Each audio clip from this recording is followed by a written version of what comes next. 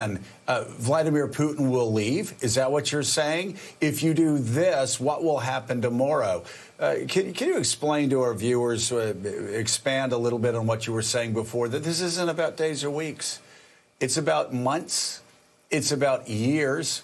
And it's about the fact, at least I believe, time and history simply is not on Vladimir Putin's side. That's right, Joe. And let me talk about it from Putin and then the people he's oppressing. So time is right. I could not agree more about what David said about staying the course. The larger the country, the more powerful the economy, the longer it takes for sanctions to take hold, right? And oil and gas is this big trump card. Right? You know, if you go back to the apartheid South Africa days, I teach about sanctions here at Stanford and when they're effective, when they're not. They're most effective when the country's economy is small and integrated into the international system. They're least effective when the economy is big and is not integrated. And if you have oil and gas, because people will buy oil and gas no matter what.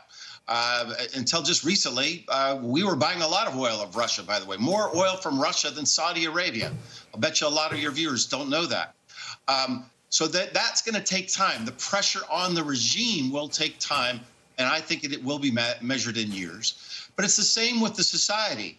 If you think about Putin, he said very clearly, I want to destroy the Ukrainian military, and I want to, in his words, denazify the country, right? And you have Lavrov saying, we're going to do that so that people can be free. Now, that framing is complete nonsense. There's no Nazis in power in Ukraine. Mr. Zelensky was elected in a free and fair election. And by the way, you know, go look at the map someday where he was elected, you know, giant majorities, even in the East, that are so-called loyal to Russia. Complete nonsense, right? But it's not nonsense that Putin might take control of Ukraine for a while. We need to be very sober-minded about that, that he might overthrow the regime and install a puppet regime for a while. You guys were talking about the Cold War. It does remind me about what Stalin did in Eastern Europe after World War II. But it doesn't mean, when that happens, it's very important for us to remember, it doesn't mean that people are agreeing to it. We used to call them captive nations during the Cold War. Ukraine will be a captive nation, but it'll never, ever be loyal again to Mr. Putin. I really do think this is the end of the Putin regime. I just don't know how long that will be.